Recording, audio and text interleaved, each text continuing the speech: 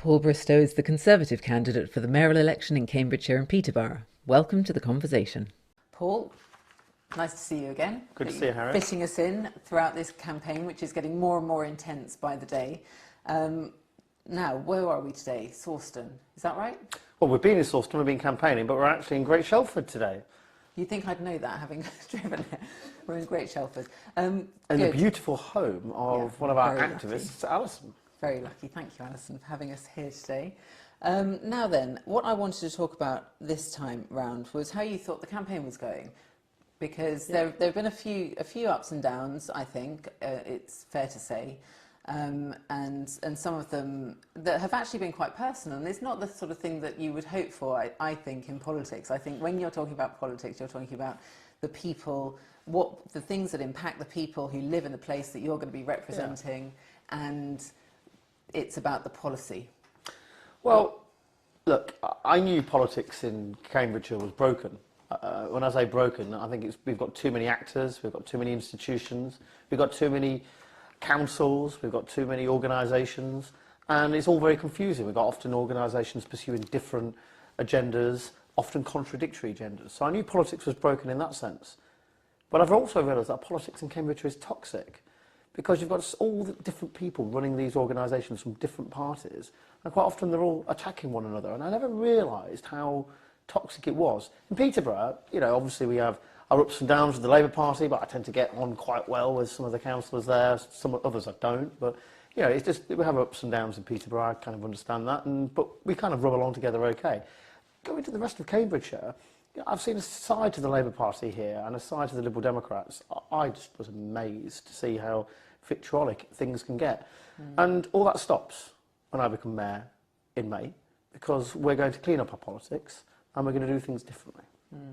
And there's one thing that I just want to give you the opportunity to clarify, because one of the points was relating to where you live. Now, of course, you do live in Cambridgeshire. Sure. And you've grown up here. Yeah, so look, obviously I grew up in Whittlesea, I grew up in the Fens. Both my parents were NHS nurses across Cambridgeshire, and I was the MP for Peterborough.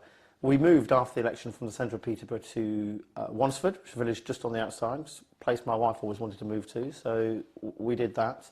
But look, my eldest daughter, from my first marriage, she lives a lot of the time, obviously, with her mother, and her mother lives in St Albans. And so I can spend some time with her. We've got a place down there as well.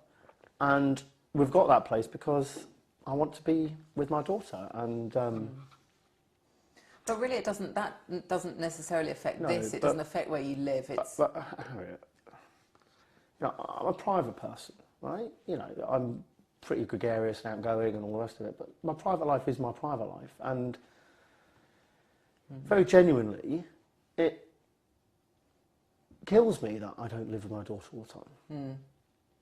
I miss her all the time. Miss her all the time. And, you know, for this to all come out in this campaign in the way that it has, you know, it's not nice.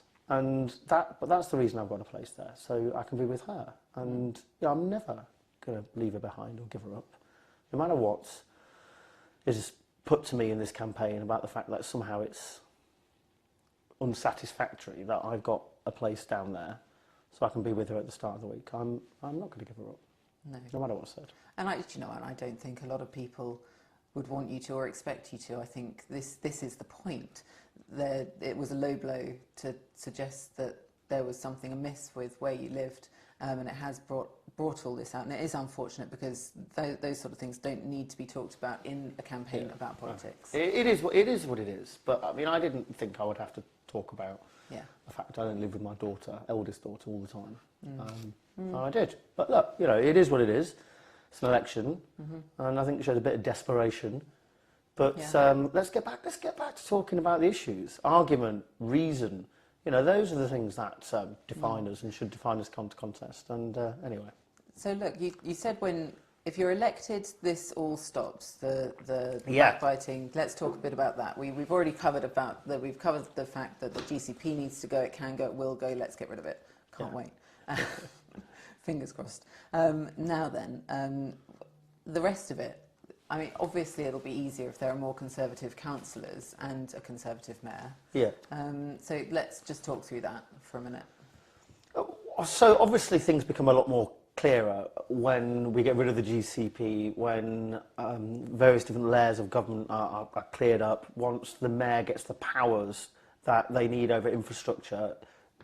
Politics will be cleared up that way, so it becomes a lot clearer who's responsible for what. That's the first thing. You know, at least the mayor is democratically elected. Okay, people might not like some of the things I will do if I become mayor, but they've got an opportunity to vote me out 4 years later if they think I've done a bad job or they don't agree with some of the things that I've done. That's really important, and we start from that concept, from that principle, like, of democratic accountability. So that's the first thing. So things will become clearer. I also want to be a mayor that everyone knows. Okay, rather than a mayor that kind of sits back and says, well, that's not part of my competence, we're not going to get involved. And so ultimately you have a mayor no one knows. I can't imagine Andy Burnham, for example, in Manchester, opposite party to me, turning around and saying, well, you know, agriculture or the Fens Reservoir or something like this is not directly in my competence, so I'm not going to say anything. Or if a new if the new plan to build homes across Cambridgeshire is not totally delivered by him as the mayor, that means I'm not going to talk about it. This is nonsense. I can't imagine Andy Burnham ever having that sort of attitude. He's king of the north and people like him and like what he does in Manchester for a reason. Same goes for Andy Street when he was mayor of the West Midlands, and my friend Ben Houchin, who's the mayor of Tees Valley. These are significant figures, and Cambridgeshire and Peterborough needs a significant figure. This is a bigger job than just being a local councillor, right? Okay, and it's actually a bigger job than being an MP. So that's the first thing. So there's that accountability. People will know who I am. And the third thing is we're going to get away from this knocking and people trying to oppose things for the sake of opposing things. That's why things don't actually happen. In 4 years, people will go back and start unpicking all the things that other politicians have done. And also the civility in politics. Okay, people can criticise me by the things that I do, the things that I say if they don't like them. But I'm not going to get personal with anybody. And we're going to clear up the toxicity of Cambridgeshire politics, because it is toxic and it puts people off wanting to get involved. That's what's important. Yeah, real shame. It's surprising, actually, when you say you want a visible mayor. It's surprising that we haven't had that in Cambridge. No, I can't, because it's such an important. You know, we're a net contributor to the Treasury. There's so much going on here. We're leading in agriculture. Yeah. We're leading in scientific research. We've got so much happening. Education, you name it. There's a lot in Cambridgeshire to be proud of. that's right. And it does surprise me that we haven't had that So representation as a whole. Someone sent to me earlier the net contribute figure that Cambridgeshire gives to the local economy. Okay, sorry, to the UK. So let's see if I can find this.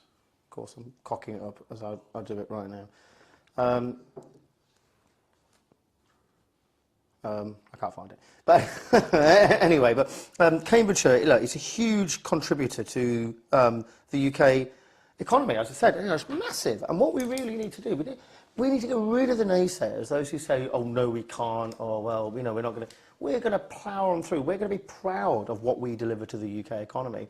And when I want to build light rail in Cambridge, I'm going to ignore those who call it a Paul Bristow's vanity project or something like this. We can do this. But it's not a vanity project. That's the other thing. I think, it's easy to label something that Yeah. anyone wants to do as that. But actually, this is about functionality. This is about oiling the cogs of this county and giving people the opportunity to have choice around the county. Get Cambridgeshire and Peterborough moving.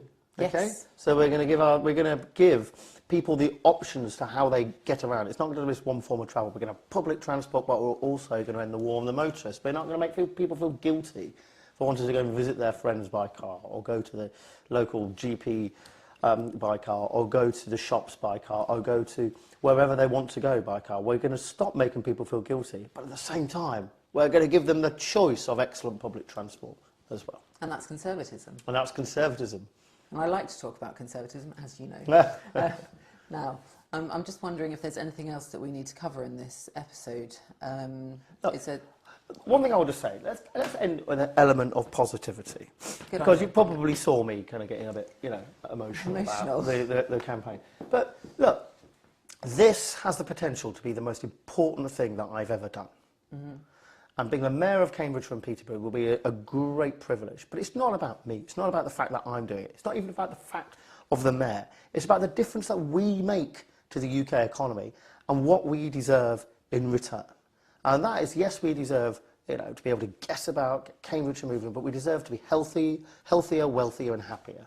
And that's what this can do. So all those who say, no, we can't, oh, well, it is, we shouldn't get involved in this, or this competency over there, it's not directly linked to the mayor, we shouldn't say. We're going to get rid of the naysayers. We're going to stand up and be proud. And we're going to have a county that people will be proud to live in. It's going to be the best place in the country to live and to raise a family. That is my ambition, no less. So that's what we're going to. We are only held back. We're only held back because of our lack of our own confidence and the lack of us saying, no, we can't. Okay? We're going to say, yes, we can. And that is what I want to end this podcast. Brilliant. Hear, hear. You've got my vote. You can visit www.paulbristow.org.uk to get in touch, to stay in touch, and to help Paul to get Cambridgeshire moving.